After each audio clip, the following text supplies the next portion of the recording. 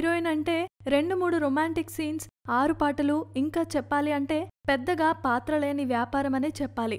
అయితే అదే క్రమంలో మన తెలుగు నుంచి హీరోయిన్స్ పెద్దగా లేకపోవడంతో ముంబై నుంచి అందాల భామలను తీసుకువచ్చి మళ్ళీ వాళ్లకు వచ్చి రాని తెలుగు భాషతో మనల్ని ఇబ్బంది పెడుతూ ఉన్నారు. ఇదిలా ఉంటే తాజాగా మెగా ఫ్యామిలీ నుంచి వచ్చిన హీరోయిన్ నిహారిక టాలీవుడ్ కు గ్రాండ్ ఎంట్రీ ఇచ్చింది. అయితే నిహారిక మొదటి సినిమా ఒక మనసు ఫెయిల్ అయినా హీరోయిన్ గా ఆమెకు అవకాశాలు మాత్రం చాలా ఎక్కువగానే వచ్చాయి. అయితే నిహారిక వచ్చిన ఆఫర్లన్నీ ఒప్పుకోకుండా తన మనసుకు నచ్చిన కథ కోసం ఎదురు చూస్తూ ఇంతకాలం గడిపింది.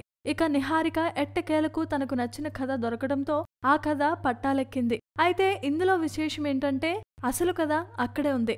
అసలు విషయంలోనికి వెళితే ఈ సినిమాకు నిర్మాణ బాధ్యతలు నిర్వహిస్తున్న వ్యక్తి రాఘవయ్య గతంలో ప్రజారాజ్యం పార్టీకి సంబంధించి పవన్ నిర్వహించిన యువరాజ్యం విభాగంలో కీలకంగా పనిచేసిన వ్యక్తి.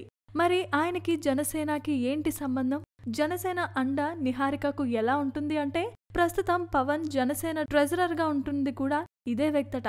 అది అసలు మ్యాటర్. ఇక ఫిలిం నగర్ దైవ సన్నిధానంలో జరిగిన ప్రారంభోత్సవ కార్యక్రమంలో నిన్ననే ఈ సినిమా ప్రారంభోత్సవం జరిగింది. దర్శకులు మారుతి మోహర్, రమేష్లతో పాటు మెగా కుటుంబానికి అత్యంత సన్నిహితుడైన శ్రీకాంత్ క్లాప్తో ఈ సినిమా ప్రారంభమైంది. నాగబాబు, రమేష్లు గౌరవ దర్శకత్వం వహించారు.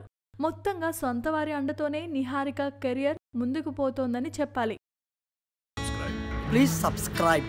Hi, it's me Purna. Please subscribe.